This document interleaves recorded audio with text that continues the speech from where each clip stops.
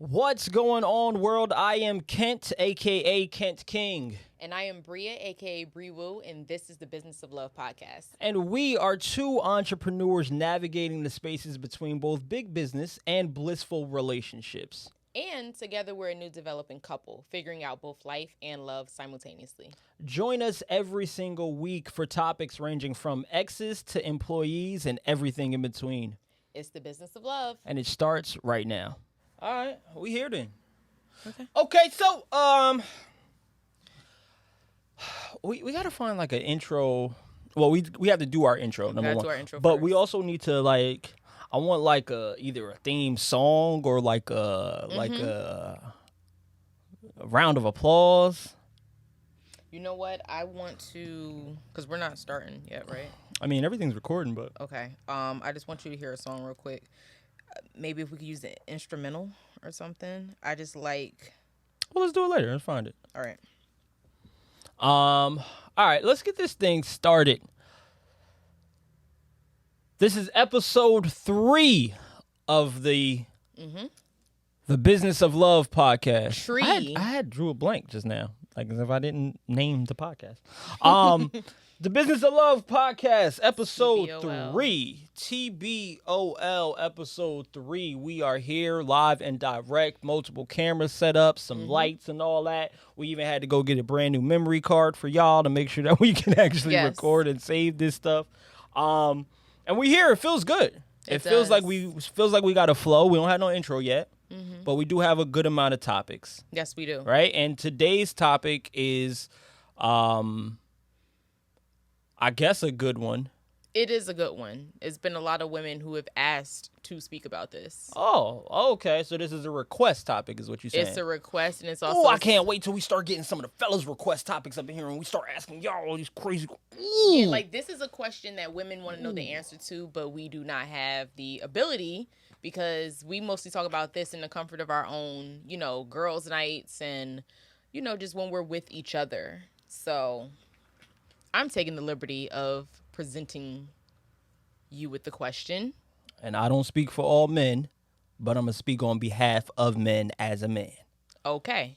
So Make that disclaimer clear. Yes. Thank you for the disclaimer. The question is, why is it that when you're dealing with a man or you guys are talking, dating, whatever, and let's say you notice a certain woman or female that's constantly, hitting him up or commenting on his Instagram, liking all his pictures, whatever. You ask him about her and it's like, oh, she's nobody. I don't like her. You don't got to worry about her.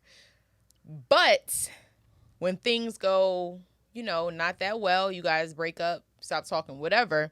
Why is that the first girl that he is now dealing with? It could have been anybody else, somebody you don't even know, whatever. It's almost always the girl that he told you not to worry about. Why is that? So why do men double back to the one that they said not to worry about?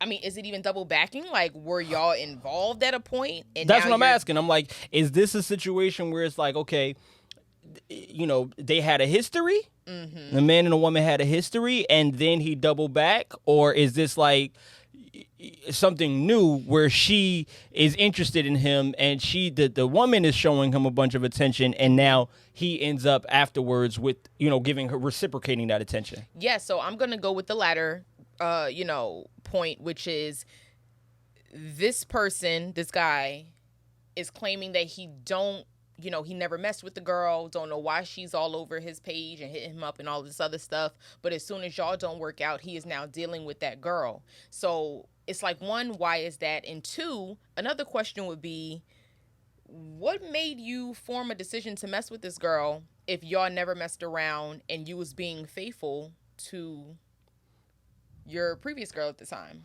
All right, so let's start with the statement, which is like, why is it that, we be like, oh, you ain't got to worry about her? I think that statement says more than women realize. When we say you don't need to worry about her, well, you don't. The woman that you need to worry about is the one in the mirror. Because let's just keep it G.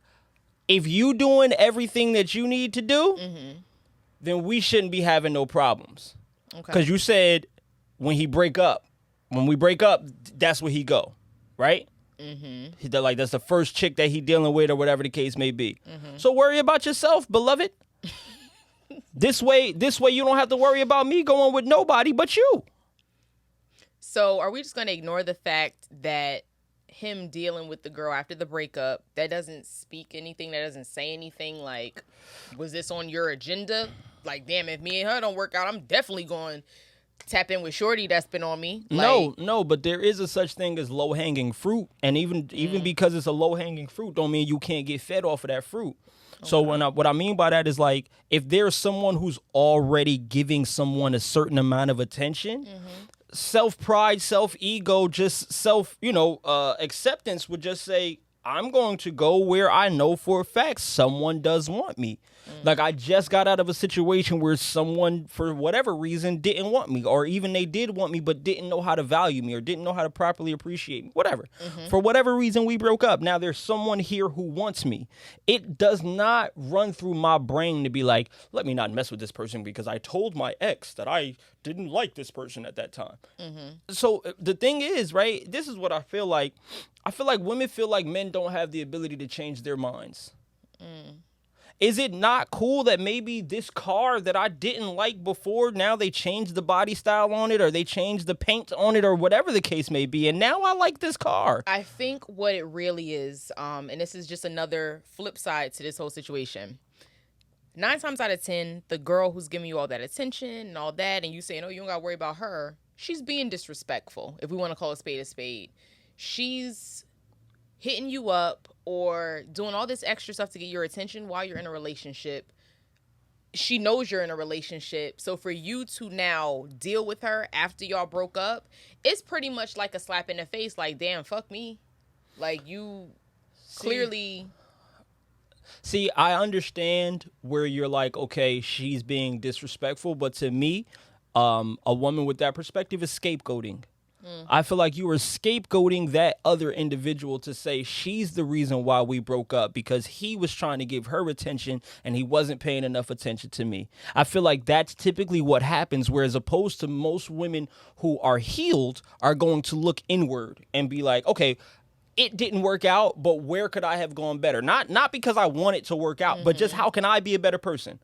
If he was a sleazeball and a sleazebag and he decided to do, whatever he decided to do, you can't hold yourself accountable for that, but you can still look inward and say, okay, cool. What did I gain from this relationship? What did I learn? How did I grow?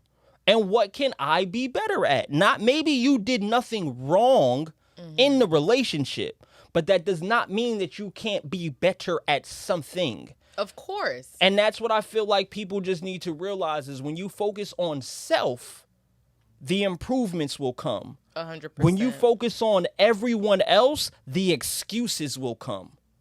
That is a tweet. That's definitely a tweet. Like, for real, when you focus on self, improvements will come. You focus on everybody else, you're going to use that as an excuse. She was the reason why we ain't work out. It was her. It was because he was looking at her too much. And he was doing this and he was doing this. And that's probably all true. But was this relationship a total waste of time? Did you not gain anything from this? Have you not grown? Is there not a lesson in there? Is there not a valuable piece of information that you could then take home and be like, you know what? For the next time, for the next occasion, for my next experience, these are the things that I want to happen. This is how I'm going to move. This is the way that I want to be represented in the relationship, whatever the case may be. And I just feel like women who scapegoat the other woman are missing an opportunity to be better for themselves. Of course. No matter how much fault the other person could have had, you are eliminating, you're doing yourself a disservice by not allowing yourself to be willing to improve. And so I think that oftentimes the man says, because I know that the big issue is, well, why are you telling me, oh, I ain't got to worry about her if I should have been worried about her? No, you shouldn't have been worried about her. You shouldn't have. Like, and the reason why, let's just be real, the reason why men say, oh, you ain't got to worry about her is because as a woman, y'all got enough shit that you're going to make up in your brain already. we don't want to give you no more ammo. You are already making up scenarios about us not being shit, or us being the same thing that your ex or even worse. Y'all got a habit of projecting the not even the trauma that you've been through, but the drama that you love to watch on us. That's a good point. You now for those watching, that do watch those shows. Oh, you now watching your Love and Hip Hop's, Atlanta's, LA's, Miami's, whoever, and now because Megan's man cheated and Justina's man cheated and Brittany's man cheated, your man cheating too. Stop it. Stop it. No, for real, you laughing, but that shit has to stop. Women continuously project. No. Because women continuously project the traumas from other places on their own relationships, and that is horrible. I agree. That is the toxicity that men do not need any longer. That is literally the toxicity men do not need to deal with. Stop projecting what you see from social media and from all of these drama, written TV shows. Like, these things are written, scripted. I'll also add to that, we have a lot of things on social media like pages and, meme accounts that kind of feed you that narrative that your man is going to do something. Let's go with this. Stop posting all of these little subliminal posts about, like, the little captions and whatnot from the Justin LeBoys and all of that. Because half of them joints is written by 15-year-old, 16-year-old little girls who haven't, and no offense to them, but they haven't experienced life yet. Right. And why is it that you are feeling so attached to something that someone says and you don't know that person? Just because the statement reads right or reads true or it sounds good to you because you said it in your brain, don't make it true to everybody else. Right. And we got to stop projecting what we see from other scenarios internally. Yes. So that's why men say you ain't got to worry about that, because, ladies, y'all got enough to worry about. Every time you see something, you are now worried about something to do with your man. If you're not secure in your relationship. Even if you are secure. Don't tell me. Because you're secure in our relationship, are you not? Very. Okay, have situations and scenarios not come up between us that you've now projected onto me? It has. Look at her face, y'all. This is where I do the zoom in. This is where I do the zoom in. So there have been situations that I have projected, but it has come from a past trauma. And that's something that I feel you got to grow through. I can't say go through. You have to grow through that. Understood. Because it's not going to happen overnight, especially depending on what you've been through.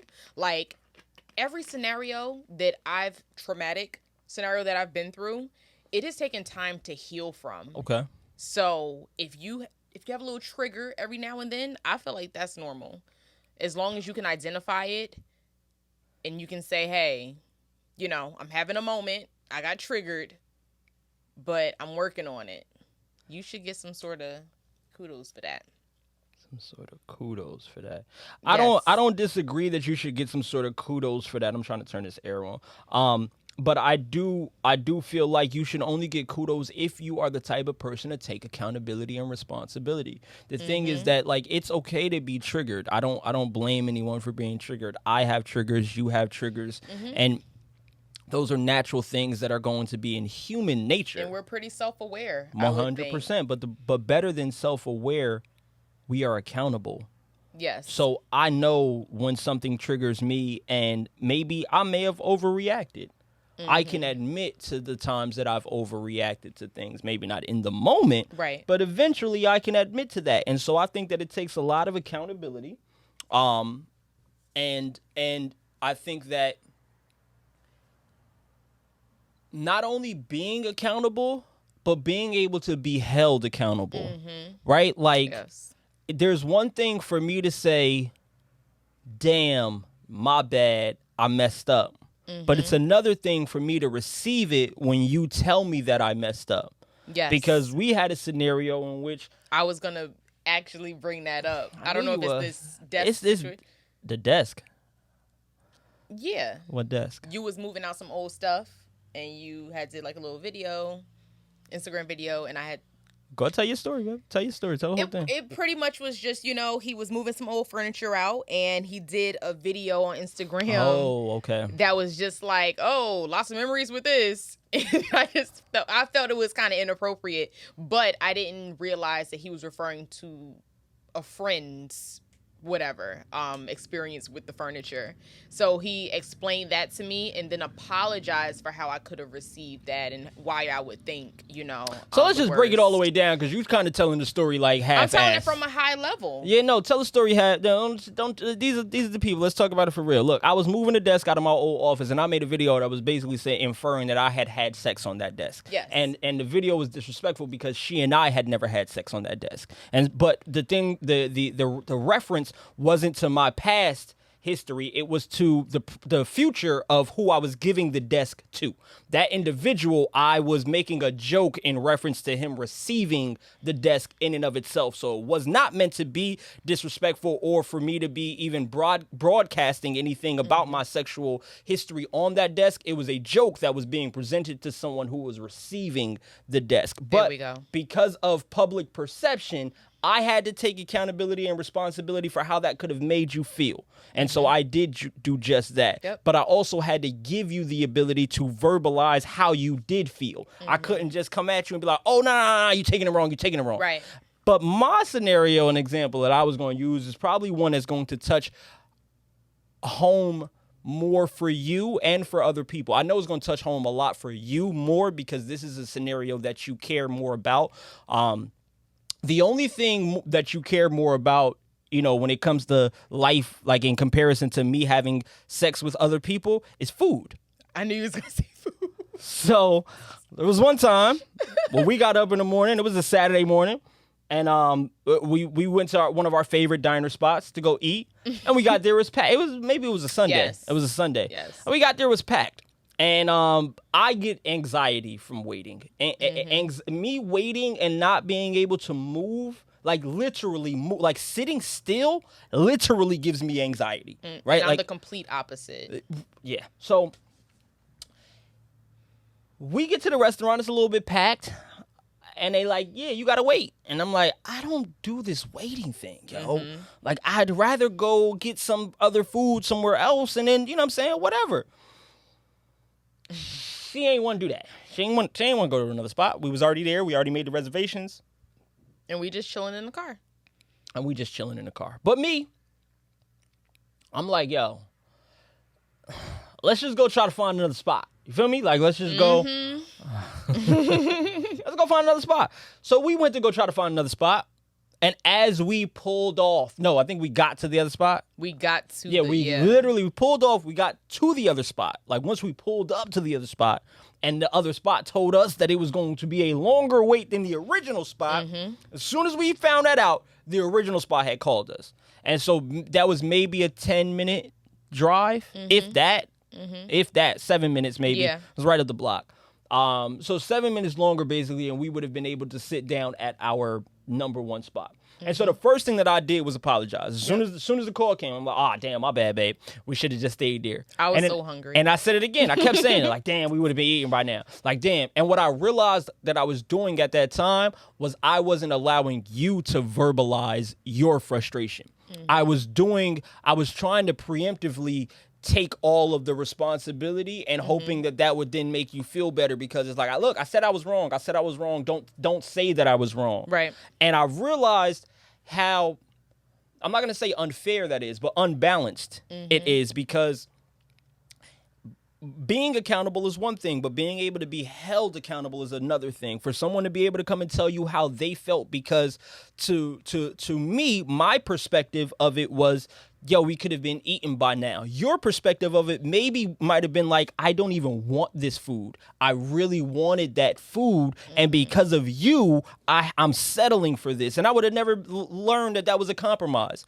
So I think that being able to be held accountable is just as important as being accountable, right? And so I think that oftentimes, just to double back and to tie it all into what we were talking about with this topic, as far as like doubling back or men saying like, you ain't got to worry about her or whatever the case may be. I think that oftentimes as a man, right, we don't want to be held accountable for someone else's actions and decisions. And so just because this woman is giving me attention doesn't really make it fair for you to hold me accountable for what she's doing. I understand the perspective of it being like, yo, she's disrespecting the relationship. And as a man, there is a certain level of responsibility that you have. And that was going to be my question. How do you remedy the situation now? You see that she's disrespecting the relationship. But what do you... So I think that you remedy the situation by understanding what is disrespectful from the outside. From the outside. From your partner's perspective. Because to you, a chick liking my picture is disrespectful. But not because a chick did it. It's because it's this specific female that you have the issue with. So when you get down to the root of it, when you really get down to why that is disrespect, and you really have a desire to understand that, then you can really have the remedy of the situation. Because oftentimes, right, if it's one particular female that you find to be disrespectful to that relationship, and we can't find any particular reason outside of other things that people are doing. Now, if there's something that this person is specifically doing, she always leaving heart eyes. She's putting comments. She's saying things. Then you can see the disrespect. We can 100% see the disrespect, and there are tools in place to eliminate that without offending someone. I can restrict this person's account, and therefore they can no longer comment on it. You can't block them. You could, but that would be something that would cause an iniquity, or like for that person to notice that they have then been. And for me, I don't want to give that person that much control or power in my relationship for them to know like, oh, I got blocked because, like, here's the thing. I would never want for me to be like, block that nigga. And then for a nigga to be like, yeah, you blocked me because your man is insecure. Okay. Your man feel threatened by my existence. That's your take on it. Yeah, 100%. That's how I feel. Okay. And that gives perspective to a lot of the women who have those thoughts like, well, damn, why can't you just block her? Or what's the big deal? Why can't you? That gives perspective. I do not want to give anybody power over our relationship. Okay. But by me having to block someone, you are telling me that their existence is an issue. I'll tell you like this, from a lot of women's perspective, and again, I'm not speaking for all women, but just, a group or certain groups that I've had this conversation with, they feel like that block is the end all be all. Like once you do that, it's eliminating the problem. Now, from your perspective, you're saying you're giving that person power over your relationship. A lot of people look at it like, no, we just literally taking care of the problem and getting it out of here. Hey. But I can see both sides. Oh, that's good, because I'm gonna let y'all ladies know something. Me blocking her doesn't eliminate anything. A man blocking a woman just creates more of an incentive to want that, or to want that communication or that attention. It's crazy. I just had a conversation with my business partner yesterday, right? Because he has another page for business, right? One specific page for business for another business that's not a part of mine. And that's what I love about it, is we can talk about other businesses and whatever. So he was cleaning up that Instagram page for that, and he was like, I don't know, and he has partners in that company, so he was like, I don't know who was following all of these big booty females and whatever, but this is like a business. He's like, I got a Finsta for that. And I was like, word, that's what I'm saying. Like, I got a Finsta for if I'm trying to go lurk and see all types of whatever it is. If I want that type of content on my feed, I have a page where I can go do that. And the one thing that we both said, we was like, I ain't been on that joint in forever. And we laughed and we thought about it and was like, it's so crazy. Like, when you curate your brain to be like, hey, I can have as much of this as I want. Think about it like this. You know who eats the least amount of ice cream in the world? The person who owns the ice cream store. Because you have such a surplus. Yep. And this is why I believe in surplus mentality, because when you have a surplus mentality, you don't have a desire for those things because you have a desire for the things that you don't have. Yep, that you're lacking. I have a desire for the things that aren't there, that people say I can't have, the things that I feel like I can't get, the things that people told me that I'm not big enough, strong enough, fast enough, smart enough, whatever for. Those are the things that I yearn for. So why would I try to create that desire within you by telling you that you can't have it? Yeah. Nah, I'm not even going to do that. Let's figure out why you want that. What is it about that's the allure for you? How do I get that same desire from you from that? Like, it's all a mental thing. Now, I'm not going to style, ladies. In a man, you're not going to find that direct answer, nor are you ever going to eliminate his desire for that. Every man is set up and built to desire more, whether it be more women, more money, more success, more life, more anything. That is how successful men operate. The difference is discipline. Correct. The most successful men, the one who wants to be faithful, has the discipline to not succumb to the desires. He doesn't try to eliminate the desire in and of itself. He disciplines himself by having a finsta.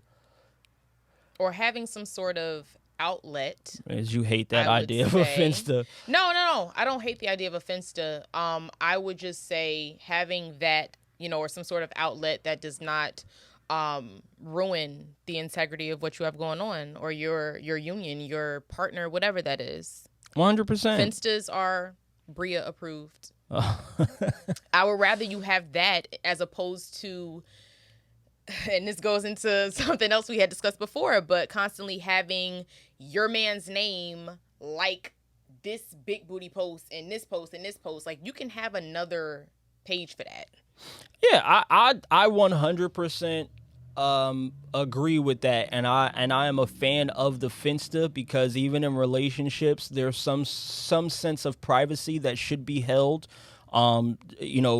sacred, As long as you're not cheating. 100%. That's it. 100%. And I just feel like human beings have attractive natures, meaning when we see something that is attractive to us, it is in our nature to behave, react, respond a certain way, right? Like, and like, let's just break it down when it comes to men. My business partner loves to say this. The thing about men is this, right? You could put a 3-year-old, a 33-year-old, and an 83-year-old man all in the same room and let a beautiful woman walk in, and each man is going to look at that woman, look at the men, and look back at the woman.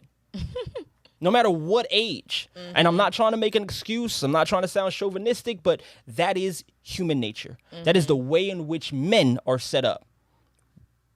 You know what? Fuck that. I ain't even about to let that shit ride on us. That's y'all fault. How was that?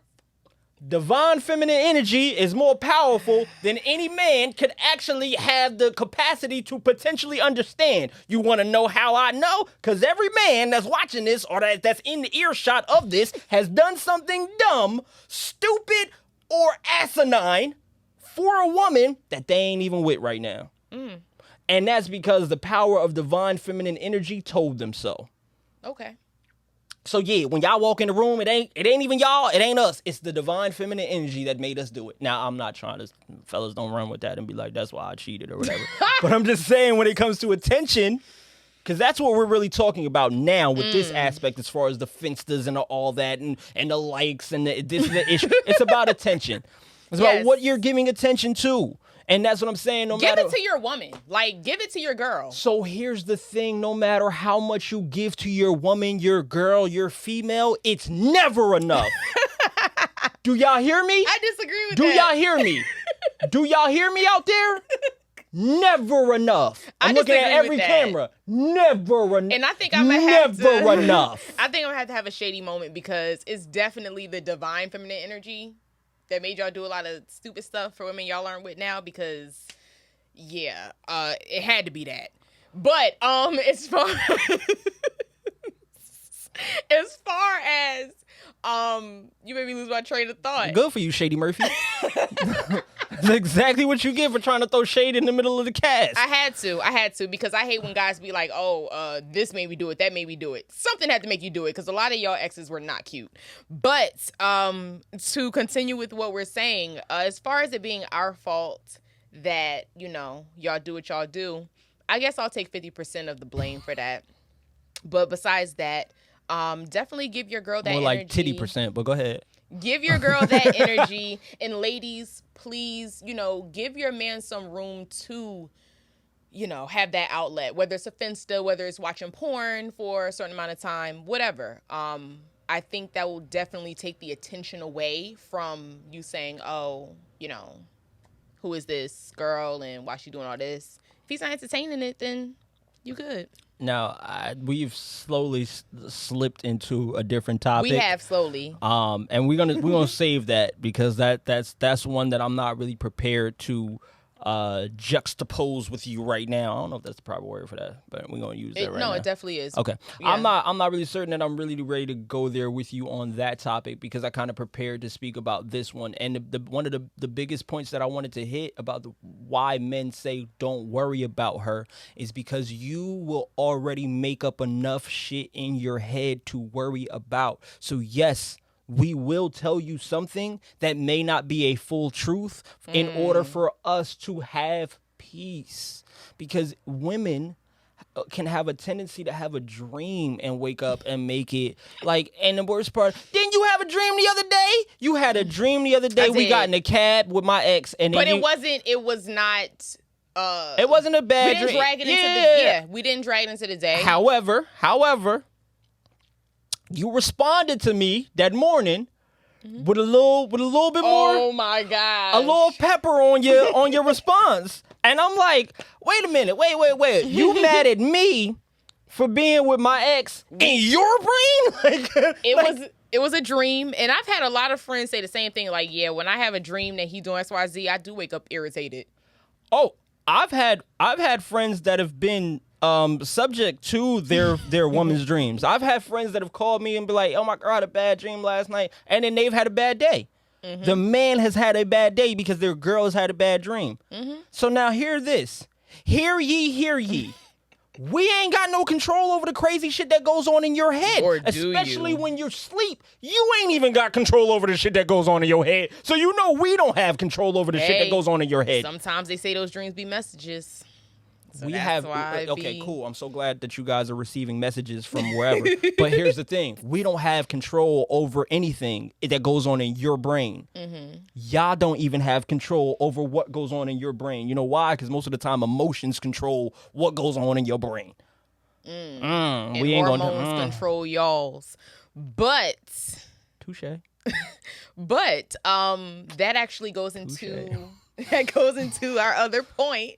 That was a good one. Yeah, I'm quiet. It's a rare moment when I'm quiet. Right. And I'm quiet. That goes into our other point. When she's from the streets and she hop into your sheets. Let's wait. Since we're talking about, emotions and hormones and all that. Okay. All right. So when she's for the streets, but she's in your sheets, how does that work? Because there's a thin line between the streets and the sheets. I'm just going to keep it real. There's a very thin line between the streets and the sheets. See, here's the thing, right? Let's just keep it G, right? Yeah. There's been far more women who have been in my sheets than there have been women who have been in my heart. There's been far more women who have been in my sheets. I think a lot of men can identify with that. And that's why I'm saying it. Than women who have been in my life. Mm-hmm. Right? Just because you're in my sheets don't mean you're in my life. Mm-hmm. And so I think that every human being has a level of, or a moment, or a person that is not your most pride-taking sheet wrestling partner. What I'm saying is everybody got to like one that they don't want to count or they don't want to admit or they want to erase. Everybody got an erasable. Everyone has an erasable. Like, damn, I kind of wish I wouldn't have. You know what I'm saying? So I don't think that, I think that it's about value. Look, I think that you can't put I think that women put too much value on some of the things, some of the decisions that men have made when it comes to sexual history. Like, women look at us like, ew, how could you sleep with her? She has this and she has that. And it's like, yeah, she's got tits and she's got ass. That when you say she's got this and she's got that, in our brain, we like, yeah, she's got tits and she's got ass. And I hate to sound, again, so chauvinistic about it, but you just said, just the reality. you just said that hormones control some of our thoughts.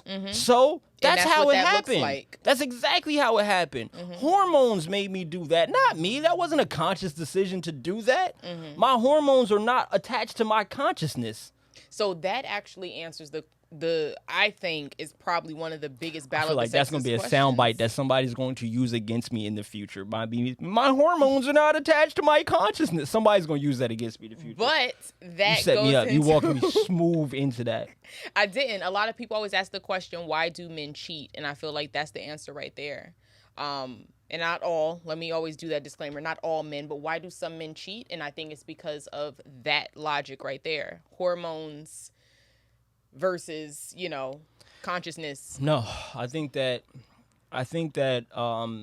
to group the action of cheating into one lump summary of why all men do it, I think is why all the men that cheat don't cheat for the same reason, is what I'm saying. Okay. And I think that to try to group it into one lump sum reasoning is not fair. Not only is it not fair, it's the reason why women don't understand it.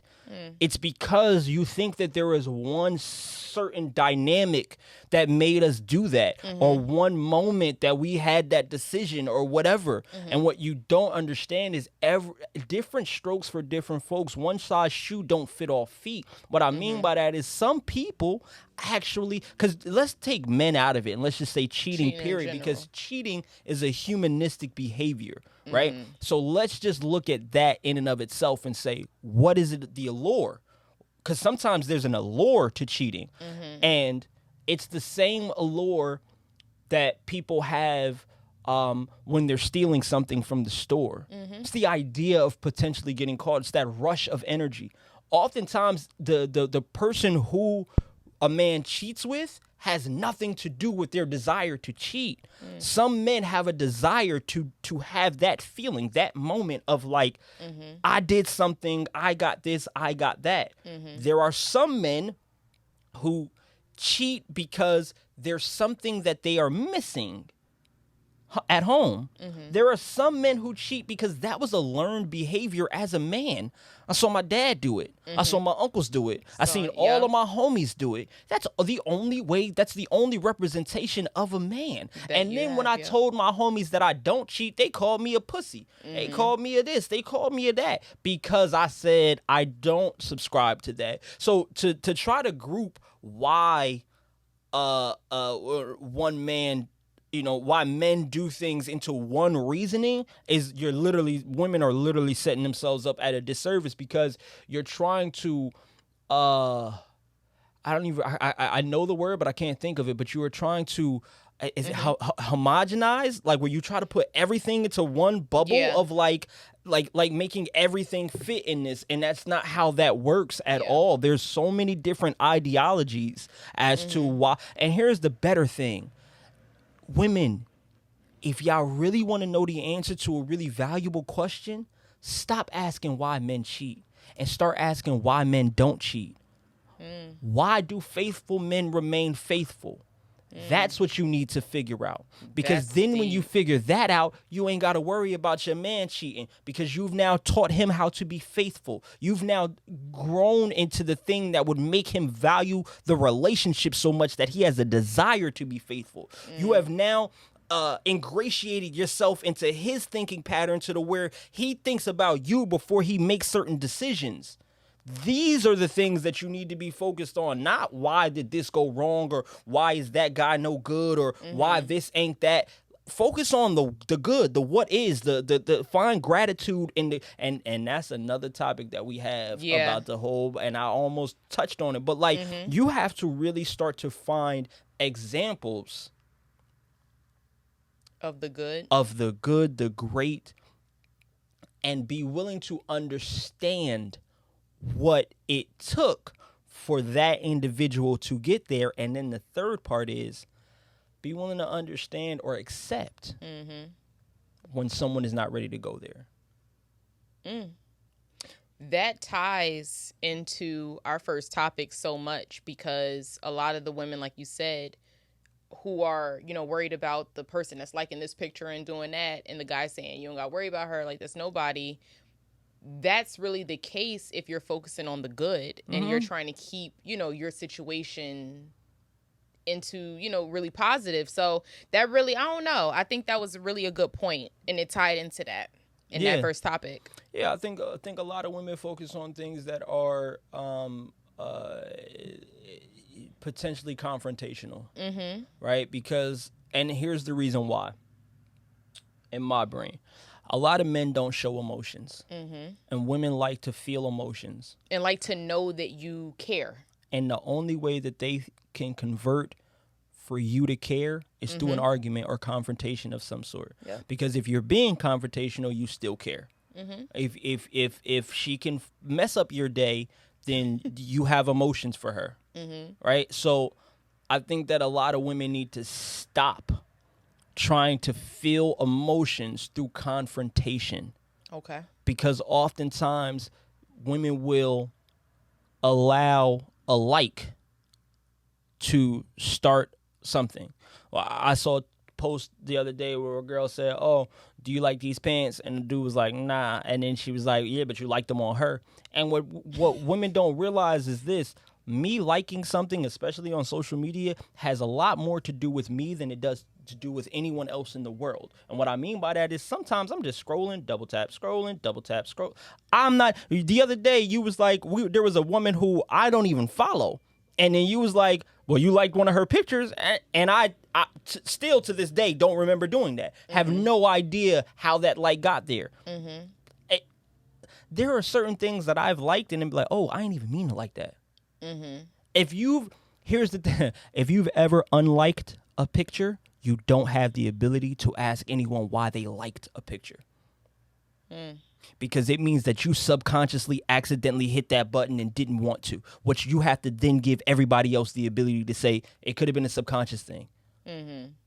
It could have literally been a subconscious reaction. True. And especially in the way in which that all of these social media platforms are designed to create endorphins for us doing certain things. I double tap that picture because my brain gets a shot of endorphins every time I do that. That's why I double tap that picture. Here's the crazier part. Let's go back to what I was saying before. Women always sitting around looking like, yo, why you liking her picture? Why you liking her picture? Why you liking her picture? If you're going to do so much studying on your man, find the other things that I'm liking and show me how to be better. Find the things that I'm liking and let's put that into our relationship. You see me liking a whole bunch of stuff on chess, buy me a chess set. You see me liking a whole bunch of stuff on motorcycles, BMW S1000s RR specifically, buy me one of those. Do you want to point out the fact that I'm liking all of this and liking her and liking her and Guess liking what? her? And I know the lady's probably saying, I will get you that when you stop liking all of that. That's probably the response to that. No, you won't give me that. You know why? Because you're too busy paying attention to the other stuff. Women don't study their man. Okay. Women do not study their man. They study what their man does. Okay, so break that down, the difference. Studying your man is knowing who he is, not what he does. But what he does, would that also be a part of like his habits, which would essentially be who he is? Habits and actions are two totally different things. Okay. When you study me, you know my habits. When you pay attention to me, you can see my actions. But when you study me, you are actually finding things out that maybe might not be said. You are able to pay attention to the finite details, the things that are subscripts that I am telling you about myself, my personality, things that make up my DNA, who I am as a person, not what I do as a human being. And women need to relationships, couples, period, men and women, because I don't want to feel like I'm, you know what I'm saying, I'm just targeting, but because we're having this duality and back and forth, I'm saying women need to study their men. Yeah. Everybody needs to study their partner 100%. But 100%. Since I'm staying on my side, we drew a thick line in the sand today. Line here. Yeah. And and yeah, like yo, like you use these platforms to pay attention, to like, to become. Excuse me. I said this the other day. I said men have Instagram. Women have Investigram. When all y'all want to do is investigate stuff. Yep. That's it. And if you used those same skills to investigate the dreams. Or, yeah, correct. Edit. Nah. Yeah, you had it right. Desires. No. Not the desires, but the dreams. Understand my dreams, not my desires. And I'm not going to listen. We're not going to take away from, when women do use their investigative skills, because that's how we find out what y'all want on your birthdays. And, guys with kids, Father's Days, and all of that. Like, we use our skills for good. Yo. All right, I'm going to call bullshit. I'm going to call bullshit. And I'm going to call bullshit on a specific example. And I think I even told you about this. Because it just happened. It just happened, right? The other day, matter of fact, I got 2 examples of this. Oh, my God. One of my homies, his girl, she just hit me the other day. And was like, hey, your friend's birthday's coming up. And I know he's got this, and I know he's got that. And I'd like to get him something that kind of correlates with these things. Can you snoop around? Can you investigate? Can you give me some feedback on what I should get him? And of course I said, yeah, I got you, no problem. And then I had an answer. Hey, yo, I found out that this was that, blah, blah, blah. It took me a couple minutes. Yeah. Now, had he been double tapping on the wrong picture, she would have known that person's first name, last name, social security number, mom's name, dog's name, hospital she was born at, and where she's at right now. She would have found all of that out in a matter of 30 minutes. Hey. Because she's motivated to do so. But if she would have used that energy in finding that gift, my life would be easier. And so would his.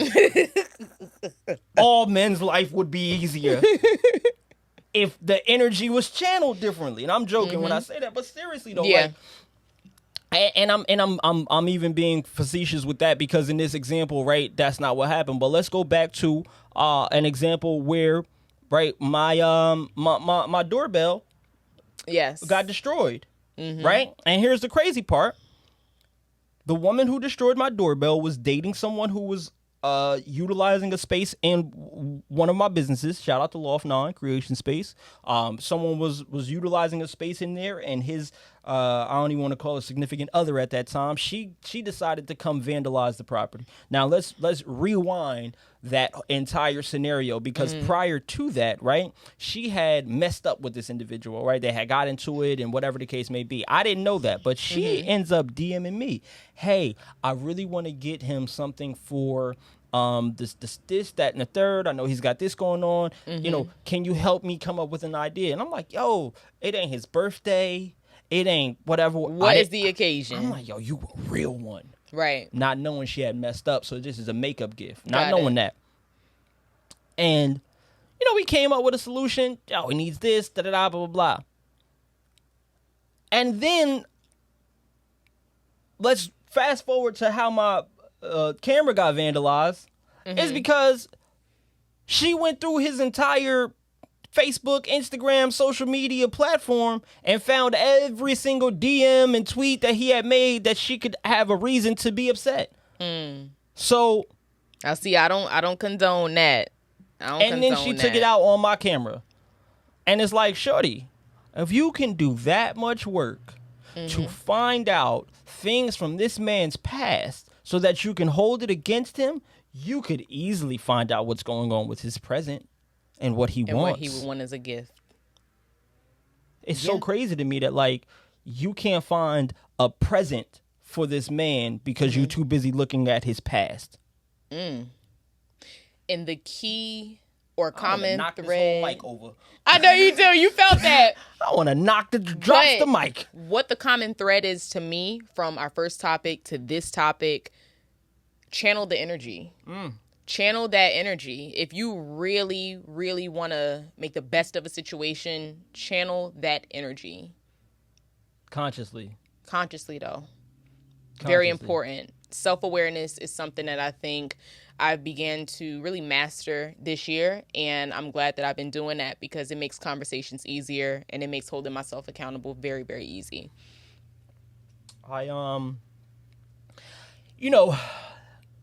This podcast, we like to take these topics and try to tie them into business.